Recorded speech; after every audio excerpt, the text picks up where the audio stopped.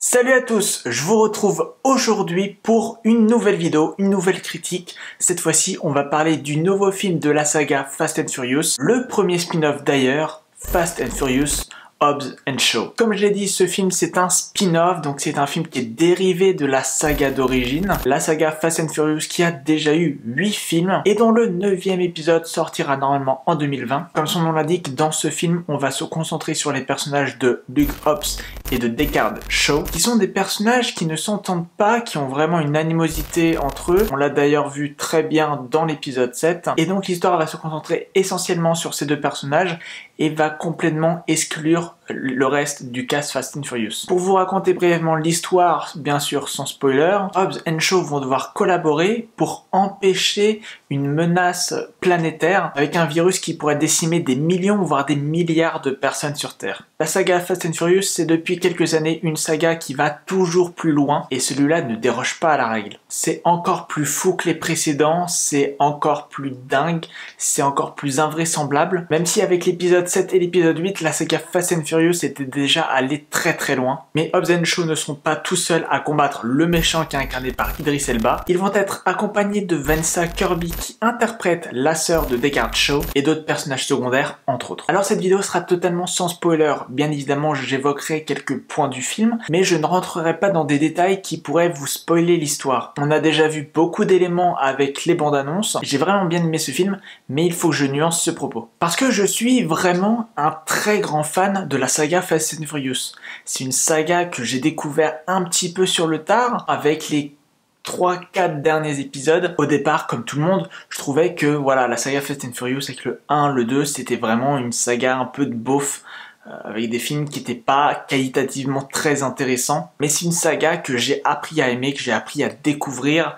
Et c'est une saga qui, mine de rien, même si elle a ce côté tuning, voiture, un peu kéké beauf, c'est une saga qui reste très intéressante, qui porte de beaux messages. Et c'est donc aussi pour ça que j'ai commencé à adorer cette saga. Donc, en tant que fan de la saga Fast and Furious, j'avais déjà une petite impatience à aller voir ce film. Parce que même s'il y a finalement très peu de personnages de la saga, le fait que ça soit un spin-off, que même dans le titre, dans la communication, on annonce Fast and Furious, ça avait de quoi m'intriguer. Et autant vous dire qu'il ne faut pas du tout le prendre comme un film Fast and Furious. Parce que si vous êtes fan de la saga comme moi, si vraiment vous vous attendez à un film Fast and Furious, avec tous les codes de la saga, vous serez absolument déçus. Hobbs and Shaw, c'est indéniable, c'est un bon film, mais ce n'est pas un bon Fast and Furious. Et c'est peut-être même pas un Fast and Furious tout court. Loin de moi l'envie de faire le réfractaire au changement, du style « ouais mais de toute façon c'est pas un Fast and Furious parce qu'il n'y a pas Vin Diesel ». Là n'est pas du tout la question. Hobbs and Shaw n'est pas un bon film Fast and Furious parce qu'il n'en a que très peu d'ingrédients. Un plat peut être très bon avec du sel et du poivre, mais s'il y a juste du sel et juste du poivre, ça en fera pas forcément un très bon plat. Tout ça pour vous dire que Hobbs and Shaw bafoue un peu tous les codes qui ont été établis dans les précédents films, pour le meilleur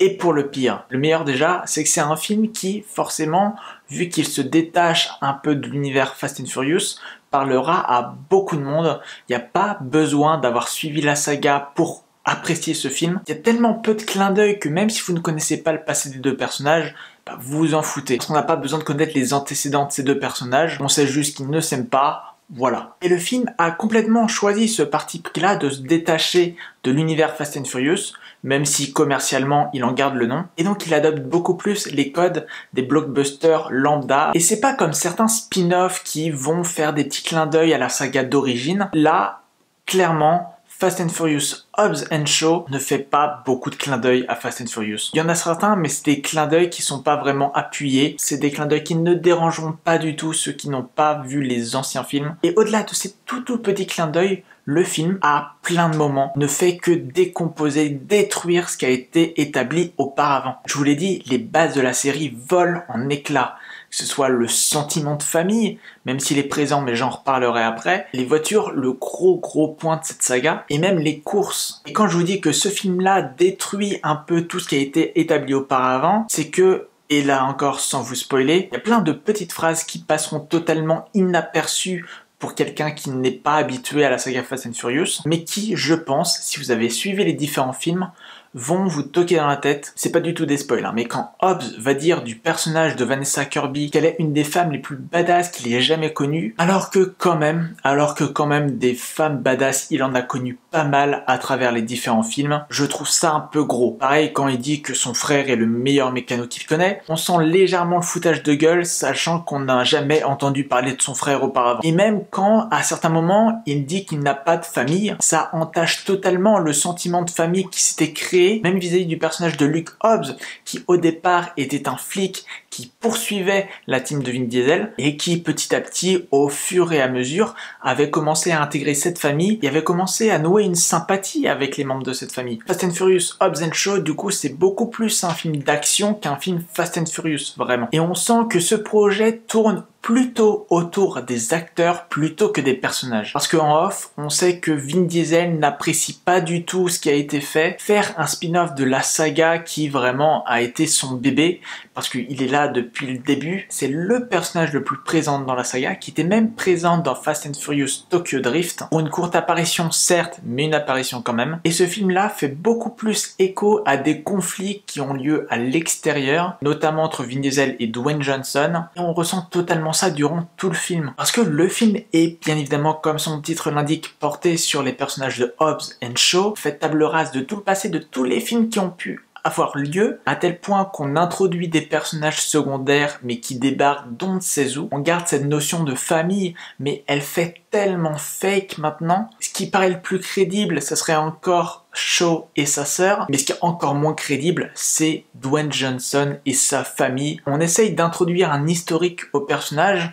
de parler de son enfance, mais à tous les moments du film, on sent que ça a été rajouté pour conserver ce sentiment de famille et pour avoir des scènes quand même plutôt sympa, mais scénaristiquement ça fait vraiment tirer par les cheveux, ce que je trouve très dommage, surtout que ça dessert ce qui a été conçu auparavant. Qu'on commence à raconter l'histoire de sa famille, pas de souci, qu'il les retrouve ok, mais mine de rien c'est aussi utilisé pour chier sur ce qui a été fait auparavant. Ce que je trouve très moyen, même si j'adore l'acteur, on sait vraiment pas trop si c'est des coïncidences, ou alors si c'est vraiment Dwayne Johnson qui a sûrement produit le film en plus. Est-ce qu'il a fait ça délibérément pour emmerder Vin Diesel? Je sais pas trop, même si j'ai une petite idée. Vin Diesel d'ailleurs, je vous l'ai dit, qui est pas du tout content de ce spin-off. Et quand je vois le film, il y a de quoi, parce que il n'y a pas grand chose à voir vraiment avec la structure, avec la saga Fast and Furious. Et un des plus gros points qui fera tiquer les personnes, pas forcément les fans, mais les personnes qui ont déjà vu les films Fast and Furious, c'est le personnage de Deckard Shaw. Dans Fast and Furious 6, on découvre le personnage d'Owen Shaw qui est interprété par Luke Evans,